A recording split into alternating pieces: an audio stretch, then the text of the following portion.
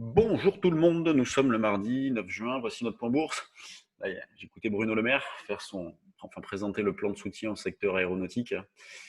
Bon, ça a été pas mal anticipé de toute façon, quand on voit les valeurs justement liées à ce secteur-là, Figeac, Latécoère, Lizzie, elles ont fortement progressé. Donc je ne sais pas si ça va avoir un réel impact, Airbus aussi.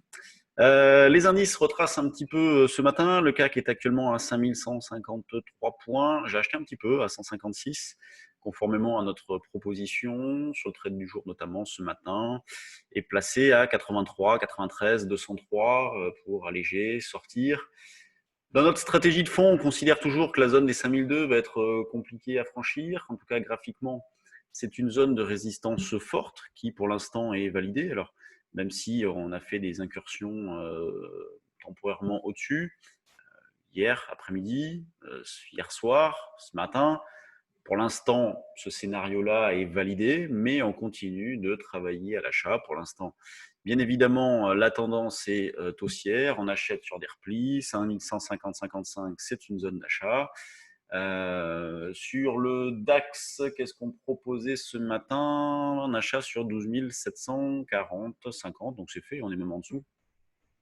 Donc la zone d'achat a été atteinte. Pour ceux qui sont un petit peu hésitants, fébriles, premier pullback, il faut pas hésiter à sortir. Par exemple, dans la zone des 60-80. Sinon, on peut se permettre d'insister aussi, même si c'est vrai que les mouvements se font en ligne droite. Moi, j'insiste un petit peu. Après, il y a des stratégies options à monter aussi sur ces niveaux de prix-là. On a proposé sur le trade du jour, notamment CAC, pour jouer justement un potentiel de hausse laborieux, épuisé. Il y a des choses à mettre en place. La volatilité, elle est autour de 20, alors 5150, on est autour de 24, 24-25 de volatilité, donc elle reste quand même assez élevée au vu de ce qui se passe sur les marchés, c'est-à-dire la hausse.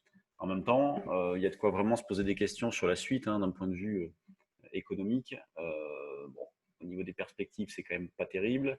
Hier, on a eu une chute de la production industrielle allemande plus forte qu'attendue, moins 18% en rythme mensuel contre 16% attendu selon Reuters. Donc évidemment, ça freine de tous les côtés, mais les marchés, eux, n'en ont que faire, soutenus toujours par les banques centrales. Donc le tableau est dressé, on achète, on essaie de revendre, et puis il faut déterminer des niveaux de rupture un petit peu proches. Alors, si on commençait à passer sous les plus bas d'hier, sous la zone des 130, ça serait pas terrible, et sous 5090, on aurait une alerte plus sérieuse.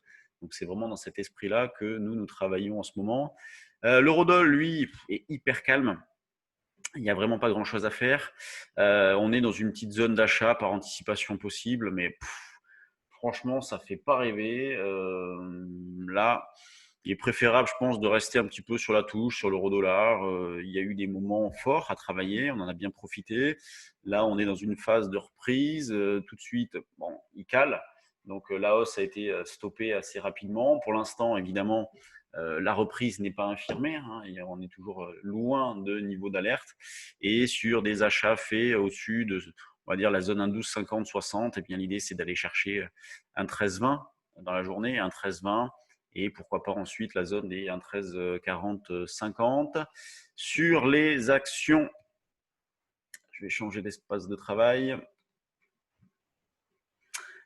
Alors sur les actions, qu'est-ce qu'on a ce matin? Donc les bancaires qui sont en nette sous-performance. Vous voyez, ce sont parmi les plus fortes baisses. Soggen, moins 4, BNP, moins 4, Crédit Agricole, moins 4. On a AXA aussi, moins 3,80. Donc qui clairement marque le pas. Sur la Société Générale, on a fait un double top parfait avec le niveau du 26 mars.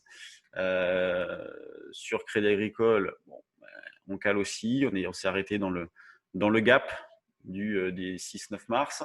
En forte hausse, on a Unibail, donc qui se reprend bien, partant du point bas. La hausse est impressionnante, on est passé de 40 à 76, il a quasiment doublé en pas longtemps, donc c'est assez impressionnant. Sanofi qui tient plutôt bien, donc Sanofi quasiment 2% de hausse. Donc, ça, c'est une buy. Sanofi qui est là, qui est plutôt pas mal. Vous voyez, hop, je baisse un peu le graphique. Donc, on se rapproche d'un énième top dans cette zone-là. Donc, il y a de nettes divergences sur les actions. Hein. Sanofi au plus haut. Vous avez des bancaires en sous-performance. Le CAC, 550 millions à 9h37, c'est pas mal. Il y a de l'activité. C'est ce qu'on remarque hein, de toute façon en ce moment, c'est qu'il y a de l'activité, il y a des volumes. Sur les valeurs, bah, ça bouge. La spéculation est présente, le moral est bon. Les grosses pondérations totales, c'est pas mal. Donc sur le trade du jour, nous, on a allégé sorti ce qu'on avait acheté sur 30. Donc dans cette zone-là, autour de 38, 38,5, ça fait une belle opération. On continue d'alléger, on profite de reprises pour alléger.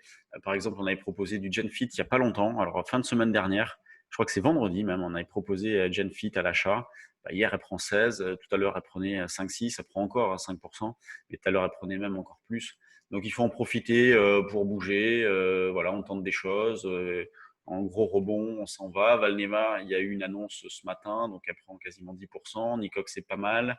SQLI, tiens, SQLI qui repart, donc on est en double top sur SQLI.